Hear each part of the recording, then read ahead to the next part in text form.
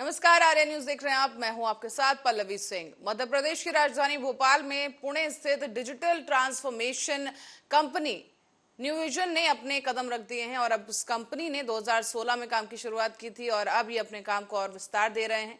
इस बीच आपको बताते चलें कि ज्यादा से ज्यादा लोगों को रोजगार देने की तरफ ये कंपनी कदम बढ़ा रही है। कंपनी के चीफ एग्जीक्यूटिव ऑफिसर कपिल गोदानी ने बताया कि कुशल और प्रतिभावान software engineers, designers, product manager, business analyst और डेटा साइंटिस्ट समेत आर्किटेक्ट्स की भर्ती भी की जाएगी। प्रदेश में आगामी समय में 500 से अधिक टेक प्रोफेशनल्स के लिए ये सुनहरा मौका है जिनकी भर्ती की जाएगी। इसमें ज्यादातर स्थानीय प्रोफेशनल्स ही शामिल होंगे। खुशी है आप लोगों से ये खबर शेयर करने की कि हम न्यू विजन अपना एक प्रोडक्ट इंजीनियरिंग का पूरा स्टूडियो ऑफिस यहाँ खोल रहे हैं। इसकी कैपेसिटी करीब 100 लोगों की है और हमारा प्लान है कि इसको हम बढ़ा के 500 लोगों तक लेके जाएं आने वाले 3 सालों में। New vision as a company हम लोग सॉफ्टवेयर बनाते हैं और अभी करीब हम लोग 500 लोग हैं पुणे, हैदराबाद एंड भोपाल।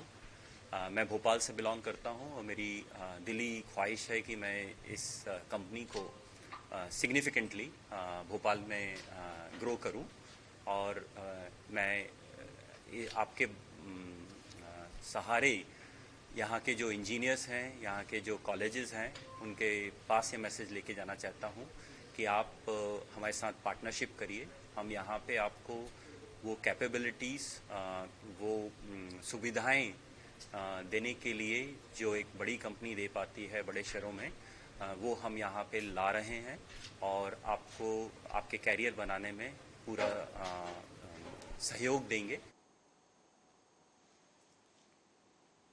और एनसीबी जिला मुख्यालय मनेंद्रगढ़ में युवा मोर्चा के द्वारा रायपुर में कल हुई इस घटना के विरोध में प्रदर्शन संगठन किया गया है और प्रदेश संगठन आवाहन में सीएम भूपेश बघेल का पुतला फूंका गया।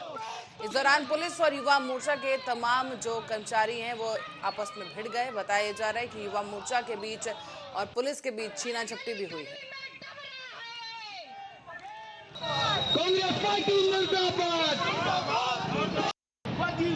कल जो छत्तीसगढ़ राजधानी रायपुर में बेरोजगारों के द्वारा अपने हक के लड़ाई के लिए जो प्रदर्शन किया गया है और 3 वर्ष पूर्व छत्तीसगढ़ शासन के द्वारा, अधिकारियों के द्वारा यह तय कर दिया गया था, आदेश जारी कर दिया गया था कि जो फर्जी जाति प्रमाण पत्र के आधार पर जो नौकरी कर रहे हैं, चाहे अधिकारी हों चाहे कर्मचारी हों, उनको उस पद से बर्खास्त। देखिए, कल जो हमारे प्रदेश की राजधानी रायपुर है, वहाँ पर जिस तरह से ST/SC वर्ग के लोगों ने नग्न होकर के प्रदर्शन किया, निश्चित तौर पर न केवल छत्तीसगढ़ बल्कि पूरे भारतवर्ष में हमारे इस प्रदेश की छवि को शर्मसार किया है, धूमिल किया है और इसकी जिम्मेदार हमारे प्रदेश के मुख्यमंत्री हैं। लेकिन आप समझ सकते हैं कि उनको गिरफ्तार किया जा रहा है। जहां वो न्याय की मांग कर रहे हैं, जहां वो नौकरी की मांग कर रहे हैं, उनको न्याय नहीं मिल रहा है, गिरफ्तार किया जा रहा है। इससे बड़े शर्म की बात क्या हो सकती है। छत्तीसगढ़ के इतिहास में पहली बार पीड़ित युवाओं ने नग्न प्रदर्शन करके इस कांग्रेस सरकार की असलियत को खोल के रख दिया। 267 फर्जी जाति प्रमाण पत्र जारी करके जिन युवाओं के भविष्य के साथ खिलवाड़ किया गया, जिनके अवसर के साथ खिलवाड़ किया गया, छत्तीसगढ़ की तरुणाई विधानसभा के सत्र के प्रारंभ होते ही मंत्रियों के काफिले के सामने में नग्न प्रदर्शन करके उनकी असलियत को खोल के रख दी, उनकी सच्चाई उनकी आंख के सामने। और कर्नाटक में जैन मुनि श्री आचार्य काम कुमार नंदी जी महाराज की निर्मम हत्या के विरोध में भारत बंद का आह्वान किया गया है, जिसके समर्थन में मंदसौर जिला पूरी तरीके से बंद रहा। बता दें कि जैन समाज के साथ कई अन्य समाज के लोग भी यहां पर सामने आए और उन्होंने बंद का समर्थन किया है। उल्लेखनीय है कि कर्नाटक में जैन मुनि श्री आचार्य काम कुमार नंदी जी महाराज का यहां पर कत्ल कर दिया गया और हत्यारों ने निर्मम हत्या कर शरीर के कई टुकड़े किए। इसी के विरोध में दलौदा सकल जैन समाज के लोगों ने दलौदा नगर बंद कर वाहन किया है और वाहन रैली निकालकर प्रगति चौराहे पर जैन मुनि को पुष्पांजलि अर्पित की गई है। इस बीच पुष्पांजलि अर्पित करने पहुंचे विधायक यशपाल सिंह सिसोदिया ने कहा है कि कर्नाटक में सरकार ने मोहब्बत की दुकान नहीं खोली है, ये नफरत की दुकान है जहां जैन मुनि जी की निर्मम हत्या कर दी गई है और इस हत्या के मामले में 2 आरोपी फरार हैं। सरकार उन्हें जल्दी गिरफ्तार करे और फांसी की सजा दे। देखिए, जैन समाज और सर्व समाज एक जनप्रतिनिधि की भूमिका में मैं भी इस घटना को गंभीरता से लेता हूँ। हालिया कर्नाटक में जिस विचारधारा की सरकार बनी है और इस तरह से ये हत्या हुई है, अभी तो उस हत्या के बारे में अगर आप सुनेंगे तो भी आपके रोंगटे खड़े हो जाएंगे। जैन मुनि की हत्या करना और वो भी इस तरह से जघन्य हत्या करना, यह बर्दाश्त के योग्य कार्य नहीं है। जैन समाज ही नहीं, सर्व समाज इसकी घोर निंदा कर रहा है। और इसी वजह से आज इतने दिन होने के बाद भी जब सरकार नहीं जागी तो हम लोगों ने इस बंद का आयोजन रखा और जिसमें हमें सभी पूर्ण रूप से सभी समाज का हमें सहयोग मिला और उस सहयोग की वजह से ही आज पूर्ण रूप से आप देख रहे हैं दलोदा बंद है। हमने सरकार को जगाने के लिए एक रैली के माध्यम से संदेश भेजा है और हमारे जो पूज्य आचार्य गुरुदेव जिनकी इस तरह निर्मम हत्या की, उन्हें श्रद्धांजलि भी हमने यहाँ अर्पित की। मैं सरकार से मांग करता हूँ कि अतिशीघ्र जो हत्यारे हैं उन्हें पकड़कर उन्हें उचित सजा दी जाए ताकि आगे कोई भी व्यक्ति इस तरह किसी भी संत की हत्या करने की कोशिश ना कर सके। इस तरह से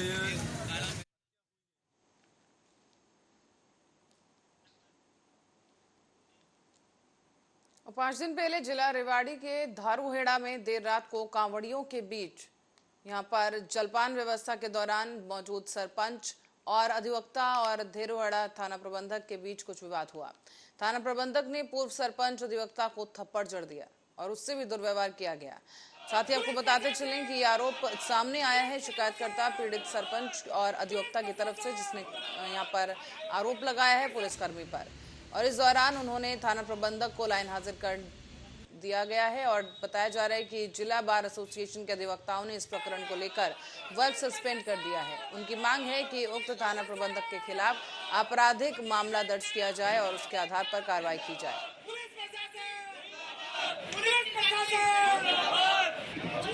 डाक कावड़ आ रही थी रात को, उस दिन गाँव के बच्चों ने डाक कावड़ियों के लिए पानी, रोटी और जलजीरा वगैरह का प्रोग्राम कर दिया था। मैं घर पे था, मुझे पता चली इस बात का, तो मैं गाँव के एक साथी को लेकर अपनी तरफ से कुछ सेवा करने के लिए गए थे।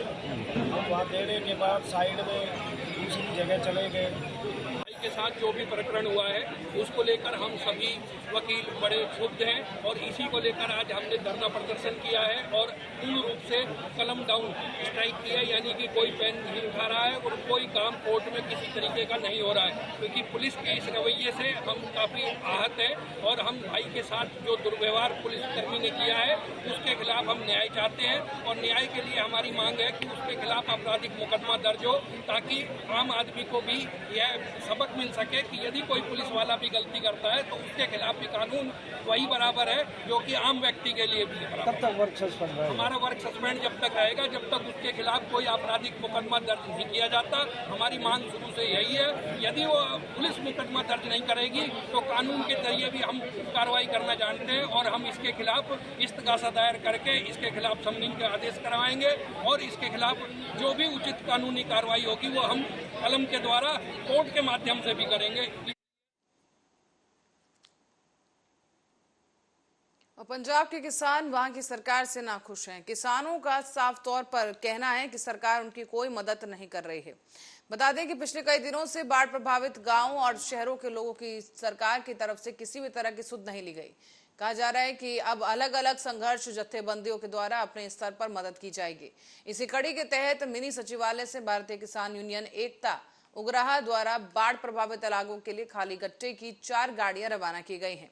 इस मौके पर जगसीर सिंह झूबा ने पंजाब सरकार पर गंभीर आरोप भी लगाए हैं और दोष मढ़ते हुए सरकार पर ड्रामेबाजी का आरोप लगाया है। बाढ़ प्रभावित इलाकों की कोई सहायता सरकार की तरफ से नहीं की गई है, इसीलिए अब लोगों ने खुद ही अपनी सहायता करने का बेड़ा उठाया है।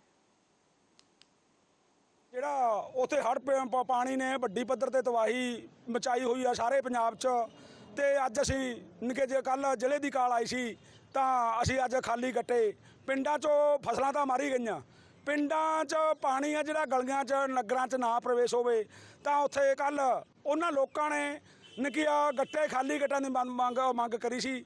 ਅੱਜ ਅਸੀਂ ਬਠਿੰਡੇ ਜ਼ਿਲ੍ਹੇ ਕਨੂੰ ਵੱਡੀ ਪੱਧਰ ਤੇ ਪਿੰਡ ਪਿੰਡ 'ਚੋਂ ਇੱਕ ਇੱਕ ਗੱਡੀ ਕੋਈ 2 ਪਿੰਡ ਰਲ ਕੇ ਲੈ ਕੇ ਜਾ ਰਹੇ ਆ ਤਾਂ 4 ਗੱਡੀਆਂ ਹੁਣ ਇਕੱਠੀਆਂ ਅਸੀਂ ਤੋਰਾਂਗੇ ਤਾਂ ਉੱਥੇ ਨਕੀਆ ਲੈ ਕੇ ਜਾਵਾਂਗੇ ਖਾਲੀ ਗੱਟੇ। ਤਾਂ ਜਿਹੜੀ ਸਰਕਾਰ ਵੱਡੇ ਵੱਡੇ ਦਾਅਵੇ ਕਰਦੀ ਆ। ਭਗਵੰਤ ਮਾਨ ਕਹਿੰਦਾਗਾ ਮੈਂ ਪਸ਼ੂਆਂ ਦਾ ਮੁਆਵਜ਼ਾ ਵੀ ਦੇਊਂਗਾ, ਮੈਂ ਘਰਾਂ ਦਾ ਮੁਆਵਜ਼ਾ ਵੀ ਦੇਊਂਗਾ, ਮੈਂ ਫਸਲਾਂ ਦਾ ਮੁਆਵਜ਼ਾ ਵੀ ਦੇਊਂ। ਜਿਹੜੀ ਸਰਕਾਰ ਗੱਟਾਂ ਦਾ ਪ੍ਰਬੰਧ ਨਹੀਂ ਖਾਲੀ ਕਰ ਸਕਦੀ, ਉਦੋਂ ਅਸੀਂ ਕੀ उम्मीद कर सकते हैं।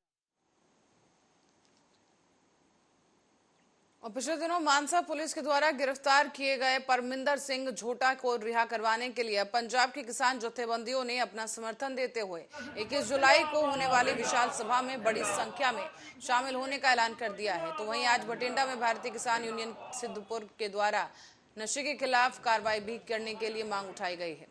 बताया जा रहा है कि आवाज उठाते हुए यहाँ पर विरोध प्रदर्शन किया गया है। पंजाब सरकार मुर्दाबाद। बलदेव संधोहा भारतीय किसान यूनियन एकता सिद्धूपुर जिला बठिंडा के प्रधान। सो अज जो असी मार्च कढ़ रहे हैं, मार्च नहीं असी डिप्टी कमिशन राही पंजाब सरकार को सुत्ती पई नूं जगाउणा। अज साडा इशू हैगा कि एक तां जिहड़े साडे हड़ प्रभावित इलाका हैगा, ਵੱਡੀ ਪੱਧਰ ਤੇ ਸਾਡੇ ਹੜ੍ਹਾਂ ਦੇ ਨਾਲ ਸਾਡੇ ਜਿਹੜੇ ਲੋਕ ਹੈਗੇ ਉਹ ਡੁੱਬ ਚੁੱਕੇ, ਘਰਾਂ ਤੋਂ ਬੇਘਰ ਹੋ ਗਏ, ਖੇਤਾਂ ਤੋਂ ਬੇਖੇਤ ਹੋ ਗਏ, ਜਾਣੀ ਉਹਨਾਂ ਕੋਲੇ ਰਿਹਾ ਹੁਣ ਤੱਕ ਪੰਜਾਬ ਸਰਕਾਰ ਨੇ ਕੀਤਾ ਕੁਛ, ਜਿਸ ਕਰਕੇ ਪੰਜਾਬ ਸਰਕਾਰ ਨੂੰ ਜਗਾਉਣ ਦੀ ਲੋੜ ਹੈ ਕਿ ਉਹਨਾਂ ਦੀ ਬਾਹ ਫੜੀ ਜਾਵੇ, ਉਹਨਾਂ ਨੂੰ ਮਤਲਬ ਰਾਹਤ ਦਿੱਤੀ ਜਾਵੇ, ਉਹਨਾਂ ਨੂੰ ਕੁਛ ਨਾ ਕੁਛ ਜਿਹੜਾ ਪੰਜਾਬ ਸਰਕਾਰ ਆ ਸਹਾਰਾ ਬਣੇ। ਇਸ ਕਰਕੇ ਇੱਕ ਤਾਂ ਇਹ ਸਾਡਾ ਮੰਗ ਪੱਤਰ ਹੈਗਾ ਇਸ ਚੀਜ਼। Baldev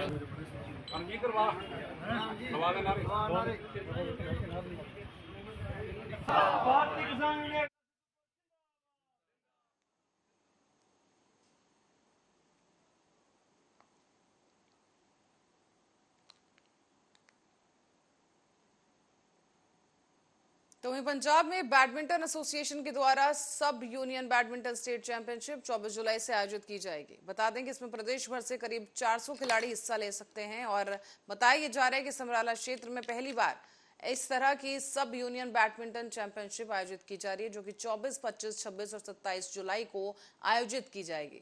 Riyadh badminton stadium Samrala में ये कार्यक्रम आयोजित किया जा रहा है। 24 ਤਰੀਕ ਤੋਂ ਲੈ ਕੇ 27 ਤਰੀਕ ਤੱਕ ਹੋ ਰਹੀ ਹੈ। ਦੋ ਇਵੈਂਟ ਇਹਦੇ ਵਿੱਚ ਇਕੱਠੇ ਕੀਤੇ ਜਾ ਰਹੇ ਨੇ, ਅੰਡਰ 15 ਤੇ ਅੰਡਰ 17, ਤੇ ਦੋਨਾਂ ਦੇ ਵਿੱਚ ਬॉयਜ਼ ਐਂਡ ਗਰਲਜ਼ ਹੈਗਾ ਇਹਨਾਂ ਦੇ ਵਿੱਚ। ਸਮਰਾਲੇ ਰਹਿਤ ਬੈਡਮਿੰਟਨ ਅਕੈਡਮੀ ਹੈ, ਉਸ ਉੱਥੇ ਆਪਾਂ ਕਰਵਾ ਰਹੇ ਹਾਂ। ਐਸੋਸੀਏਸ਼ਨ ਵੱਲੋਂ ਸਾਰਾ ਟੂਰਨਾਮੈਂਟ ਦਾ ਕੰਪਲੀਟ ਅਰੇਂਜਮੈਂਟ ਹੈ।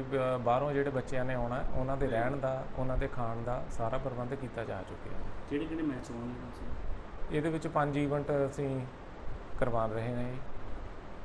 Boys single, girls single, boys double, girls double. ਇੱਥੇ ਸਮਰਾਲੇ ਵਿਖੇ ਮੈਂ ਐਜ਼ ਏ ਕੋਚ ਕੰਮ ਕਰ ਰਿਹਾ ਇੱਥੇ। ਇਹਦੇ ਵਿੱਚ ਸਾਡੇ ਪੰਜਾਬ ਓਵਰਆਲ ਪੰਜਾਬ ਦੇ ਵਿੱਚੋਂ ਅੰਡਰ 15, 17 ਬॉयਜ਼ ਐਂਡ ਗਰਲਸ ਜਿਹੜੇ ਉਹ ਪਾਰਟਿਸਿਪੇਟ ਕਰ ਰਹੇ ਨੇ ਇਹਦੇ ਵਿੱਚ। ਤੇ ਸਾਡੇ ਕੋਲ ਨੈਸ਼ਨਲ ਲੈਵਲ ਦੇ ਜਿਹੜੇ ਪਲੇਅਰ ਨੇ ਜਿਹੜੇ ਇੰਡੀਆ ਦੇ ਵਿੱਚ ਚੰਗੇ ਪਰਫਾਰਮ ਕਰ ਰਹੇ ਆ ਇਸ ਟਾਈਮ, ਉਹ ਵੀ ਪਲੇਅਰ ਸਾਡੇ ਕੋਲ ਆ ਰਹੇ ਨੇ। ਪੰਜਾਬ ਦੇ ਟੌਪ ਦੇ ਪਲੇਅਰ ਜਿਹੜੇ ਸਾਨੂੰ ਇੱਥੇ ਉਹਨਾਂ ਦੀ ਗੇਮ ਦੇਖਣ ਨੂੰ ਮਿਲੇਗੀ ਸਾਨੂੰ, ਤੇ ਉਹਦੇ ਨਾਲ ਸਾਡੇ ਛੋਟੇ ਜਿਹੜੇ ਇੱਥੇ ਦੇ ਬੱਚੇ ਨੇ ਛੋਟੇ, ਉਹਨਾਂ ਨੂੰ ਸਿੱਖਣ ਨੂੰ ਬੜਾ ਕੁਝ ਮਿਲੇਗਾ ਜੀ। ਕਿੰਨੀ ਤਰੀਕ ਨੂੰ ਸਟਾਰਟ? मामला जिला गरियाबंद से है, जहां पर जिला सहकारी केंद्रीय बैंक रायपुर शाखा का यहां पर शाखा प्रबंधक ने थाना आकर लिखित आवेदन पेश किया है, रिपोर्ट दर्ज कराई। बदमाशों के खिलाफ कहा गया है कि एटीएम में छेड़खानी की गई और उसके बाद वहां से 3,46,500 रुपए निकाल लिए गए हैं। बताया जा रहा है कि एटीएम मशीन में छेड़खानी करते हुए जो अपराधी हैं वो सीसीटीवी में कैद हुए हैं। अब केस दर्ज कर लिया है और कार्रवाई की गई। सिटी कोतवाली की तरफ से यहां पर कार्रवाई देखने को मिली है, जहां पर 4 आरोपियों को गिरफ्तार किया गया। साइबर सेल और पुलिस की संयुक्त रूप से जो विशेष टीम गठित की गई उसने इस मामले का पर्दाफाश किया है और जिले के सभी शाखा प्रबंधकों के साथ एक बैठक भी की गई है, जिस दौरान एटीएम और सीसीटीवी खंगाले गए हैं। आखिरकार 3 बदमाशों को गिरफ्तार कर लिया गया और इस दौरान पुलिस पूछताछ कर रही है। केंद्रीय बैंक मर्यादित रायपुर के मैनेजर साहब ने आके एक सूचना दी कि इनके एटीएमों से विगत पिछले महीने भी छेड़छाड़ हुई थी और लगभग उसमें से 3,84,000 रुपये समथिंग इन्होंने लेके चले गए थे।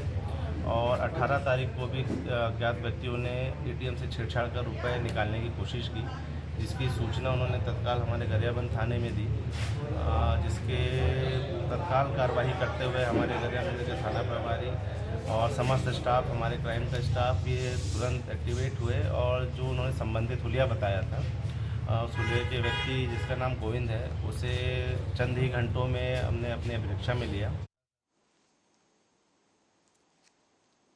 और बिहार में भारतीय जनता पार्टी कार्यकर्ताओं पर हुए लाठीचार्ज की जांच के लिए पटना पहुंचे पूर्व केंद्रीय मंत्री रविशंकर प्रसाद ने कहा है कि नीतीश कुमार बेशर्मी की पराकाष्ठा को पार कर गए हैं, लेकिन जनता सब देख रही है, समय आने पर इनको जवाब भी मिलेगा।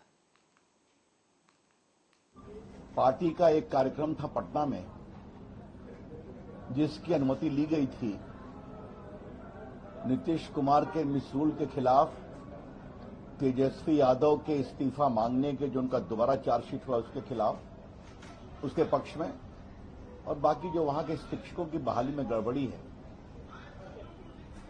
जिस तरीके से उस दिन पीटा गया भाजपा कार्यकर्ताओं को, नेताओं को टारगेट करके पीटा गया, हम टेलीविजन मीडिया का विशेष रूप से साधुवाद देंगे कि आप लोगों ने स्वयं टारगेटेड लाठीचार्ज को दिखाया। मेरे बगल में मेरे मित्र जनार्दन सिग्रीवाल जी हैं, जो अपनी बात आपसे कहेंगे मेरे बाद। इनके सिक्योरिटी ने, कार्यकर्ताओं ने बार बार कहा कि ये लोकसभा के सदस्य हैं, उसके बावजूद इनकी कसकर पिटाई की गई। इनके माथे में चोट लगी थी, अस्पताल में थे 3-4 दिन, और इनके हाथ में अभी भी देखिए स्लिंग लगा हुआ है। इतनी कस के इनको चोट लगाई गई। ये बिहार के मंत्री रहे हैं, सीनियर एमपी हैं और लोकसभा की प्रिविलेज कमेटी के सदस्य भी हैं। मतलब किसी के सारे पदाधिकारी, क्या हमारे अध्यक्ष जी, बाकी, मैं आपके सामने सुशील जी भी थे वहां पर, अगर इनके सुरक्षाकर्मी नहीं बचाते तो इनको भी बहुत परेशानी होती। आज एक हम बहुत पीड़ादायक बात कहना चाहते हैं। आजादी के बाद से इस देश में पॉलिटिकल पार्टी के प्रदर्शन को पुलिस के द्वारा हैंडल करने की एक स्थापित परंपरा है।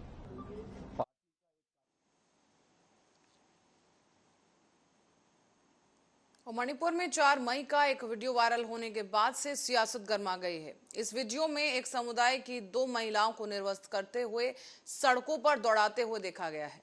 ये वीडियो तेजी के साथ वायरल हो रहा है और उसके बाद से पक्ष की तरफ से आरोप प्रत्यारोप के सिलसिले भी शुरू हो चुके हैं।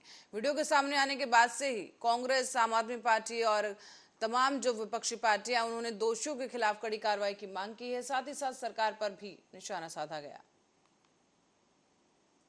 पहली चीज तो यह है कि इंसानियत को तार तार कर देने वाला, मानवता को तार तार कर देने वाला एक बेहद दर्दनाक वीडियो मणिपुर से सामने आया है। और उस वीडियो ने, मुझे लगता है, भारत देश की आत्मा को झंझोड़ के रख दिया है। दुख की बात यह है कि केंद्र में बैठी एक भारतीय जनता पार्टी की प्रचंड बहुमत की सरकार इस बात को स्वीकारने के लिए भी राजी नहीं है कि मणिपुर जल रहा है।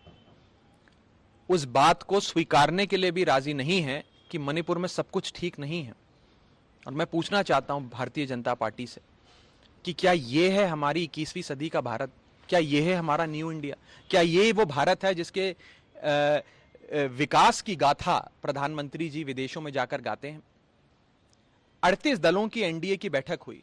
मैं पूछना चाहता हूं कि क्या उन 38 दलों में से एक भी राजनीतिक दल ने या एक भी नेता ने आकर प्रधानमंत्री जी से पूछा कि मणिपुर क्यों जल रहा है? उन 38 में से बता रहे हैं कि 10 राजनीतिक दल तो नॉर्थ ईस्ट से आते हैं। क्या एक भी राजनीतिक दल ने प्रधानमंत्री जी से जाकर या बीजेपी के किसी भी जिम्मेदार नेता से ये नहीं पूछा कि मणिपुर क्यों जल रहा है? मणिपुर के वीडियो हमने, आपने, पूरे विश्व ने देखे। देश का सर शर्म से तो झुक ही गया।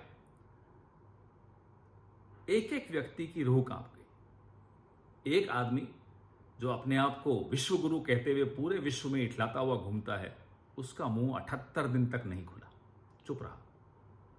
आज बोले तो 36 सेकंड के लिए बोले मणिपुर पे, और वो भी कब? जब सुप्रीम कोर्ट का नोटिस आ गया, सुप्रीम कोर्ट ने सो मोटो कॉग्निजेंस लिया। इनकी एक मंत्री हैं, अपने आप को नेता मानती हैं, स्मृति ईरानी। कल जब सोशल मीडिया से बहुत उनको ताने मिलने शुरू हुए, तब जाकर रात को उन्होंने एक ट्वीट किया मणिपुर पे, और आज सुबह गलती सुधारने के लिए राजस्थान पे भी ट्वीट कर दिया कि राजस्थान में जो बलात्कार हुआ उसका राष्ट्रीय महिला आयोग ने कॉग्निजेंस लिया। अरे आप क्या कॉग्निजेंस लेंगी?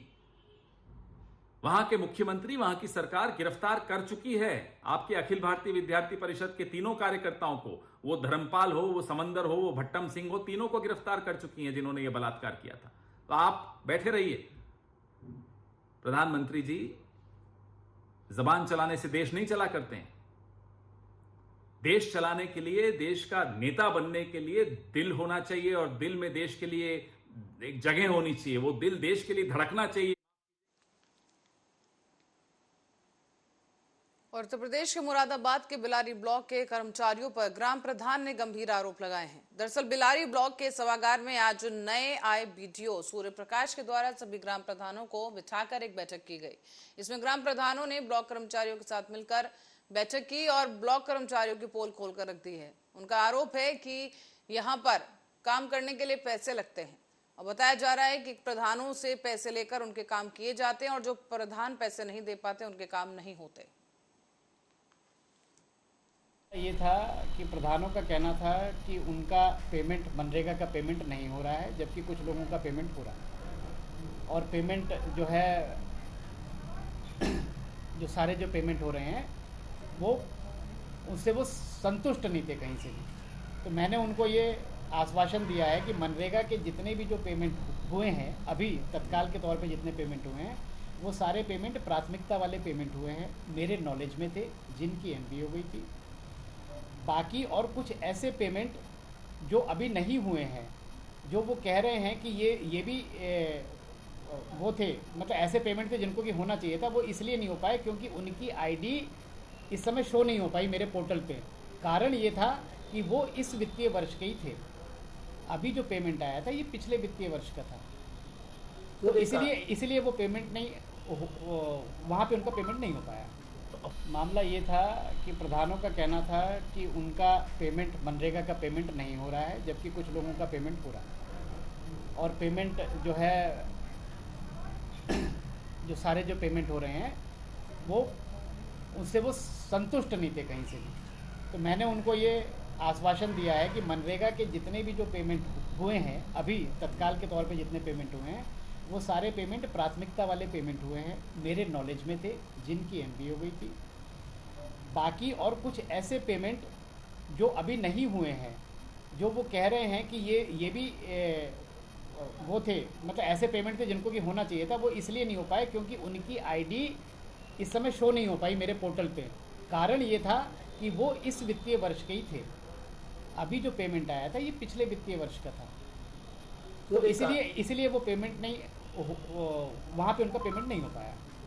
मामला ये था कि प्रधानों का कहना था कि उनका पेमेंट, मनरेगा का पेमेंट नहीं हो रहा है, जबकि कुछ लोगों का पेमेंट हो रहा है। प्रधानों की ये मांग थी कि अभी जो पक्के की पेमेंट आई है मनरेगा योजना के अंतर्गत, उसमें कुछ प्रधानों की पेमेंट जिन्होंने काम किया है, किसी के 17,000 हैं, किसी के 20,000 हैं, किसी के 15,000 हैं, इस तरीके की पेमेंट काफ़ी हैं जो रुकी हुई हैं, उनकी पेमेंट नहीं लगाई गई और लोगों की पेमेंट लगा दी गई है।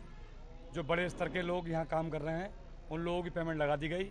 इसको लेकर बीडीओ से शिकायत की गई, जिसमें बीडीओ साहब ने लिखित में मांगा और हमें ये आश्वासन दिया कि अब नियमानुसार पेमेंट लगाई जाएगी। फिर ये हमने अपना प्रस्ताव रखा कि जो भी ठेकेदार मनरेगा में काम करते हैं और प्रधान भी कर रहे हैं, उन ठेकेदारों का पेमेंट हो गया और बाकी प्रधानों का कहीं पेमेंट नहीं हुआ। आईडी नहीं मिलती है, कुछ नहीं मिलती है, प्रधान को नहीं मिलती है, बाकी ठेकेदारों को मिल जाती है। तो क्या क्या समस्या रही थी और क्या आश्वासन आपको मिला? तो आश्वासन हमें वीडियो सामने दिया है कि अब वो जो भी समस्या ही, मुझे 8-9 दिन हो गए आए है, बाकी बाद में आगे को जो होगा वो समस्या नहीं होगी। नियम अनुसार काम होगा और प्रधानों का मान सम्मान भी होगा। तो क्या लग रहा था कि ठेकेदार अपनी मनमानी कर रहे थे या फिर क्या वो कौन सी वजह थी? हाँ, ठेकेदारों ने तो वो पेमेंट आया था, वो मनमानी तो करी होगी। ठेकेदार नहीं कर रहे थे वो तो ये एक और मामला आया कि मनरेगा में 10% वाला क्या था वो? नहीं, 10% वाला तो ऐसा तो हमारे कोई प्रधानों के द्वारा नहीं आया है। बाकी जो है, जो भी आगा को उस्मानाबाद खंड विकास अधिकारी को भी सुना, जिस तरीके से ग्राम प्रधानों ने आज बैठक के दौरान अधिकारी, बड़े उच्च अधिकारी के सामने ही उन्होंने जो अधिकारी के जो कर्मचारी होते हैं, जो ब्लॉक के कर्मचारी हैं, उनकी पोस्ट पट्टी खोल दी है। उन्होंने साफ साफ आरोप लगाए हैं कि यहाँ से कार्य कराने के लिए कुछ परसेंटिंग के हिसाब से पैसे लिए जाते हैं। उसको ही ये बात रखते हुए उन्होंने साफ साफ जो कर्मचारी हैं, जो ब्लॉक में जो लोग मनरेगा का कार्य किया जा रहा है, उस पर कुछ परसेंट लेने की आरोप ग्राम प्रधानों द्वारा लगाए गए। साथ ही बात की जाए तो वहीं खंड विकास अधिकारी से बात की गई तो उन्होंने इस बात को सिरे से ही खारिज कर दिया है। उन्होंने कहा है कि अभी पहले मेरी चंद दिनों पहले ही यहाँ पोस्टिंग हुई है और ऐसा कोई मामला मेरे प्रकाश में नहीं आया है। उन्होंने ये बात को सिरे से खारिज कर दिया है। फिलहाल हम आपको बता दें, जिस तरीके से ग्राम प्रधान की तरफ से आरोप लगाए गए वो कहीं ना कहीं संदिग्ध हैं और जिससे साबित होता है कि आखिरकार ब्लॉक में क्या चल रहा है। तो ये ग्राम प्रधानों ने पोल खोली है, लेकिन इसी बात का जो खंड विकास अधिकारी हैं उनकी तरफ से इस मामले को सिरे से खारिज करते हुए उन्होंने अपनी बात रखी और उन्होंने कहा ऐसा कुछ मामला मेरे सामने नहीं आया है। आर्या न्यूज, दानवीर सिंह, मुरादाबाद। को उस्मानाबाद खंड विकास